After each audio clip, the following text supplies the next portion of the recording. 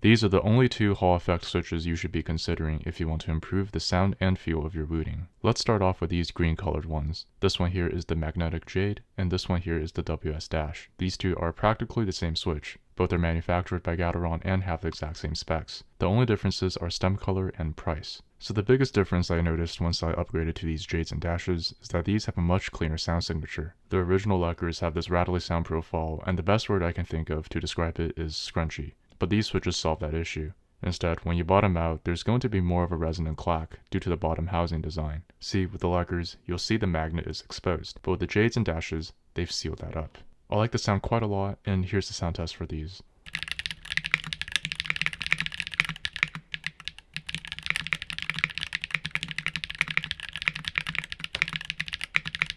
Since these two switches are interchangeable, I recommend picking the one with a better pricing, the WS Dashes. The J's retail for 80 cents per switch, whereas the Dashes go for 75 cents, exclusively on Milktooth. Plus, get free shipping on orders over $49, which will definitely hit if you're filling up a Wooting board. I'll drop a link in the description. In terms of feel, the Dashes feel a lot smoother than the Leckers. The factory lube job is top notch here, and these have a 55 gram bottom out, so they're heavier than the Lecker 45s, but lighter than the Lecker 60s. It's also worth noting that the travel here is more condensed. Leckers are a full 4mm travel switch, whereas the Dashes have a 3.5mm travel. But even with the shorter travel, rapid trigger, and all the other Wooting features work perfectly with these Jades. Now let's talk about the sticky rices. The sticky rices stand out with a dustproof stem, which means less stem wobble. If you're particularly sensitive to that, that alone should tilt you in the direction of these sticky rices, and the factory lube job is top notch. I'd say these feel even creamier than the Gateron Magnetic Jades and Dashes, not to mention the Leckers. Plus, these are a little more budget friendly than the Magnetic Jades and Dash switches we talked about earlier, coming in at $6.79 per 10 exclusively on Milktooth.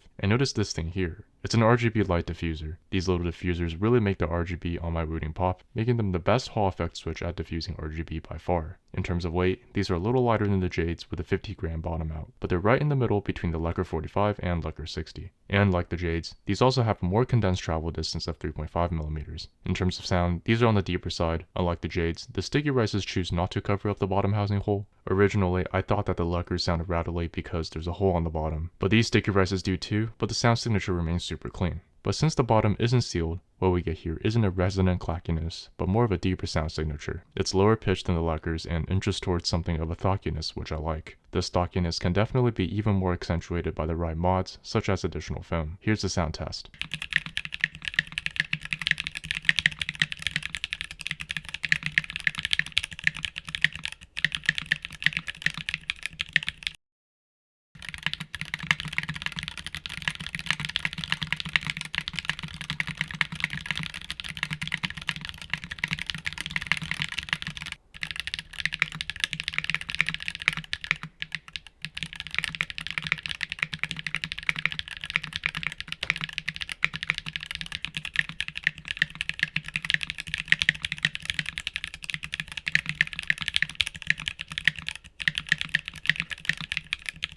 One thing to keep in mind is that these Dashes and sticky rices have a shorter travel distance of 3.5mm compared to the stock Lecker switches, which have a 4mm travel. The default stabilizers included on the Wooting are designed for the full 4mm travel. As a result, there have been some reports of the spacebar becoming unseated when using switches like the Dashes and sticky rices, which means you'd have to push it back into place, a potentially annoying issue. If you're concerned about this happening, investing in high-quality long pole stabilizers or modding your existing stabilizers might be a good idea. However, it's worth noting that I haven't experienced this problem firsthand, and several other users have also reported no issues. So for whatever reason, it seems that not everyone will encounter this problem. Regarding the sticky rices, in response to a comment on a build guide claiming that the magnets are inconsistent, I reached out to Everglide and conducted extensive testing myself. Even using the most granular settings in Wootility, I couldn't replicate the issue or find any differences in sensitivity. However, as a store owner, I acknowledge that my perspective may be biased. To provide an objective assessment, I'll be sending these switches to independent reviewers. Aside from receiving the products for free, this should largely remove any conflicts of interest. I'll link these third-party reviews in the video description as they become available. The goal is to provide transparent and reliable information to help you choose the best switches for your needs. As the worlds of custom keyboards, with their focus on feel and sound, and Wooting's groundbreaking technology, which has revolutionized the keyboard experience for gamers, begin to collide, we're seeing a glimpse into an exciting future. These two switches represent a significant step forward in bridging the gap between these two worlds. But if you'd like to see the build guide of the Wooting I'm using with this aluminum case, make sure to watch this video here. For now, thank you so much for watching, and I'll see you guys in the next one.